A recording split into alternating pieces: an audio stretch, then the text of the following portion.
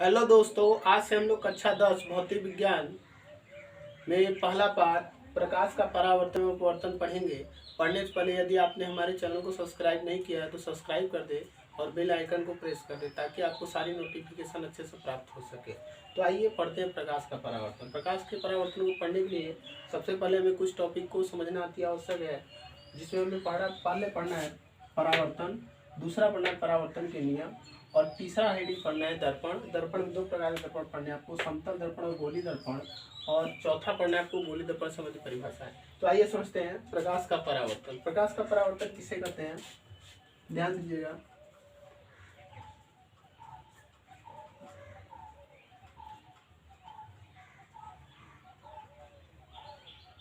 मान लीजिए M1 M2 एक परावर्तक तल है या चमकदार सतह है। प्रकाश किरण इस प्रकार से आई इस पर, ठीक है, और इस तल में पड़ने के पश्चात वह पुनः टकरा करके वापस लौट गई। देखिए, परावर्तन का मतलब होता है कि टकराना, यानी जब वस्तु किसी वस्तु से, जैसे गेंद है, गेंद को आप दीवार पे मारते हो तो गेंद टकरा कर पुनः आपके पास आती है। तो परावर्तन का मतलब होता है टकराना। जब प्रकाश किरण किसी चिकने सतह पर पड़ता है तो वो टकरा करके वापस लौट जाता है, ये घटना होता है प्रकाश का परावर्तन। तो इसे समझिए, इसमें क्या होता है कि माध्यम परिवर्तित नहीं होता है बल्कि माध्यम एक ही रहता है। अगर प्रकाश वायु से चलकर आता है तो किसी चिकने सतह पर पड़ता है तो टकराने के पश्चात पुनः वायु में ही लौटता है। इस घटना को हम लोग बोलते हैं प्रकाश का परावर्तन। तो मान लीजिए माध्यम वायु है, ठीक है, इधर भी वायु होगा और इधर माध्यम क्या है, वायु है। अब यहाँ मान लीजिए एक लंब हम इस प्रकार से डाल लेते हैं, इस प्रकार से एक लंब है। तो प्रकाश का परावर्तन किसे कहते हैं, जब प्रकाश, ध्यान सुनिएगा, जब प्रकाश किसी एक समान पारदर्शी माध्यम चलकर किसी चिकने सतह पर पड़ता है तो टकरा करके पुनः उसी माध्यम में वापस लौट जाता है। इस घटना को प्रकाश का परावर्तन कहते हैं। तो लिख लेते हैं हम लोग प्रकाश का परावर्तन। और प्रकाश के परावर्तन इस जो किरण है, ये किरण है, इसका नाम देते हैं हम लोग, मान लीजिए किरण ए ओ है और परावर्तित किरण मान लीजिए ओ बी है, और ये अभिलंब यन होता है। और आपतित किरण और अभिलंब के बीच बना कोण जो होता है इसको हम लोग बोलते हैं आपतन कोण, इसे आई से डिनोटेट करते हैं।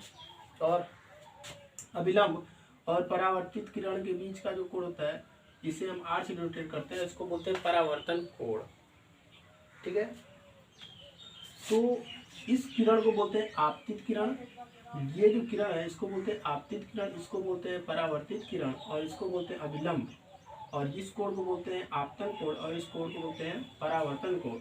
और ये जो पूरा सतह होता है, जो परावर्तक तल है, इसको क्या बोलते हैं, परावर्तक तल, और इस बिंदु को बोलते हैं आपतन बिंदु, ठीक है। तो इसको हम लिख देते हैं यहाँ पे, ठीक है। तो पहले प्रकाश का परावर्तन किसे कहते हैं, तो आप लिख सकते हैं जब प्रकाश किसी समांग पारदर्शी माध्यम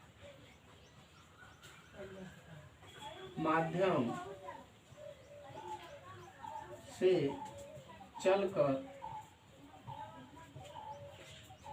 चलकर किसी चिकने, प्रकाश का परावर्तन किसे कहते हैं, जब प्रकाश किसी समान पारदर्शी माध्यम से चलकर किसी चिकने सतह पर पड़ता है तो टकराकर पुनः उसी माध्यम में वापस लौट जाता है। इस घटना को प्रकाश का परावर्तन कहते हैं। तो परावर्तन में ध्यान दीजिएगा, ये जो किरण होता है इसको हम लोग बोलते हैं आपतित किरण। ये जो किरण है इसको आपतित किरण कहते हैं। तो आपतित किरण किसे कहते हैं, परावर्तक तल की तरफ आने वाली किरणों को आपतित किरण कहते हैं, तथा परावर्तक तल से टकरा कर वापस लौटने वाली किरण को परावर्तित किरण कहते हैं। और ये जो बिंदु है इसको बोलते हैं आपतन बिंदु। आपतन बिंदु किसे कहते हैं, परावर्तक तल पर स्थित वह बिंदु जिस बिंदु से प्रकाश का परावर्तन होता है उस बिंदु को आपतन बिंदु कहते हैं। और आपतन कोण, ये अभिलंब है, तो आपतन बिंदु पर डाला गया लंब अभिलंब कहलाता है। आपतित किरण और अभिलंब के बीच बने कोण को आपतन कोण और अभिलंब और परावर्तित किरण के बीच बने कोण को परावर्तन कोण कहते हैं। तो आइए इसका नाम लिख लेते हैं, ठीक है। तो ये किरण जो है इसको हम लोग बोलते हैं आपतित किरण, इसको बोला जाता है आपतित किरण, आपतित किरण, ठीक है, इसको बोलते हैं परावर्तित किरण, परावर्तित किरण, और इसको बोलते हैं अभिलंब, अभिलंब, ठीक है, और इसको बोलते हैं आपतन बिंदु, इसको बोलते हैं आपतन बिंदु, आपतन बिंदु, और इसको बोलते हैं परावर्तक तल। लीजिए परावर्तन के नियम, परावर्तन के नियम, परावर्तन के दो नियम होते हैं, दोनों नियम बहुत आसान है, समझिएगा। ये किरण होता है आपतित किरण, ये होता है परावर्तित किरण, और होता है ये अभिलंब। तीनों देखिए एक तल पर स्थित होते हैं। तो ये परावर्तन का प्रथम नियम होता है। परावर्तन का प्रथम नियम किसे कहते हैं? आपतित किरण, परावर्तित किरण तथा अभिलंब तीनों एक तल पर होते हैं। दूसरा नियम क्या होता है? वो होता है आपतन कोण सदैव परावर्तन कोण के बराबर, यानी कोण आई जो होता है कोण आर के बराबर होता है। तो दोनों नियम लिख लेते हैं। पहला नियम है, ठीक है, पहला नियम आपतित किरण, आपतित किरण, परावर्तित किरण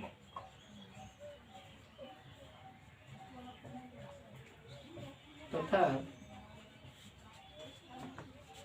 आपतन बिंदु पे डाला गया लंब, आपतन बिंदु पर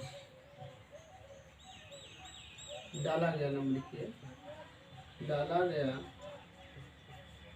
लंब तीनों एक तल में होते हैं।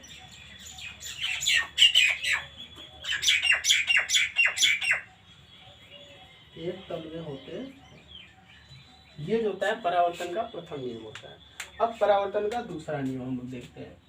परावर्तन का दूसरा नियम क्या होता है?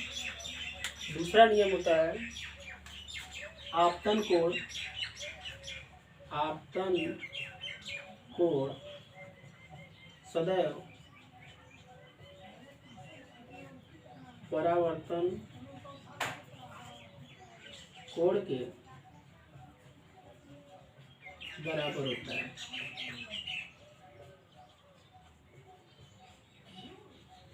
आपतन कोण सदैव परावर्तन कोण के बराबर होता है,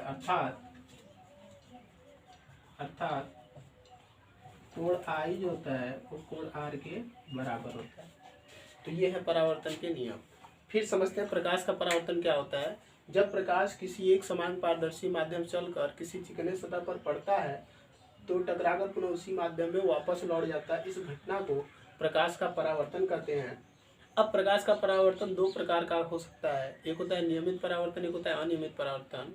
नियमित परावर्तन, जब प्रकाश का परावर्तन चिकने सतह से समतल सतह से होता है तो ऐसे परावर्तन को नियमित परावर्तन कहते हैं। अनियमित परावर्तन, जब प्रकाश का परावर्तन किसी खुरदुरे सतह से होता है तो ऐसे परावर्तन को अनियमित परावर्तन कहते हैं। हमें सिर्फ पढ़ना है नियमित परावर्तन। अब उसके बाद परावर्तन से संबंधित परिभाषाएं हैं। आपतित किरण, तो परावर्तक तल है ये M1 M2 परावर्तक तल है। तो पहले परावर्तक तल किसे कहेंगे? तो जिस तल से प्रकाश का परावर्तन होता है उस तल को परावर्तक तल कहते हैं। परावर्तक तल की तरफ आने वाली किरण को आपतित किरण तथा परावर्तक तल से टकराकर वापस जाने वाली किरण को परावर्तित किरण कहते हैं। और वह बिंदु जिस बिंदु से प्रकाश का परावर्तन होता है उस बिंदु को आपतन बिंदु कहते हैं। आपतन बिंदु पर डाले गए लंब को अभिलंब कहा जाता है।